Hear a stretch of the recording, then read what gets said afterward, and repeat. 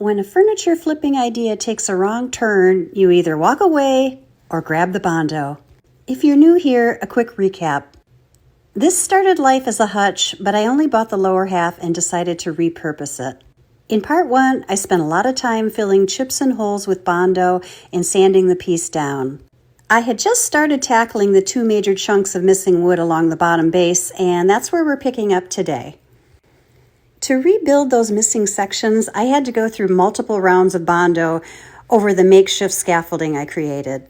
The alternative would have been cutting out the old wood entirely and replacing it with a new segment, but this wasn't a high-quality piece to begin with, and these repairs are on the very back bottom, so they're not going to draw attention anyway. Once the first round of Bondo dried, I carefully removed part of the scaffolding, trying not to take the Bondo right along with it. I did a rough sanding on every plane to start getting square edges, and that's when you can really see where the gaps were from the first round.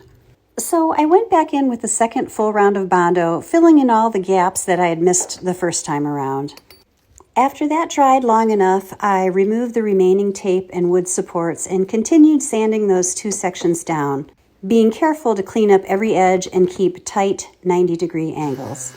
Despite all that work, both corners still required a third touch-up round of Bondo to make everything perfectly flush.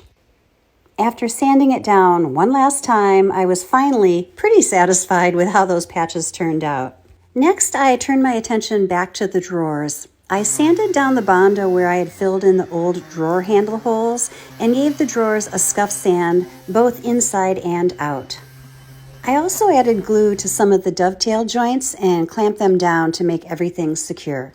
I normally use brush-on primer, but I happen to have an extra can of spray primer, so I decided to use it on this piece.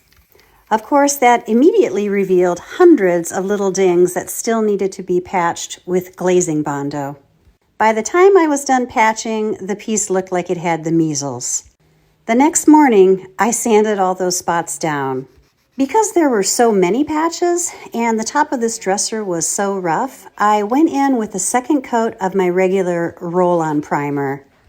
As you may notice, I accidentally poured out way too much, so I ended up priming the entire piece just to use it all.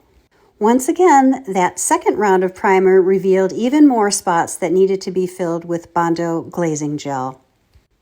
After a quick sand, it was finally time to add a first round of actual paint, a chalk paint color called Drop Cloth. Come back for part 3 to see how everything finally comes together. My name is Meg, and I show you practical tips for refinishing and flipping furniture. Be sure to hit the follow button for more.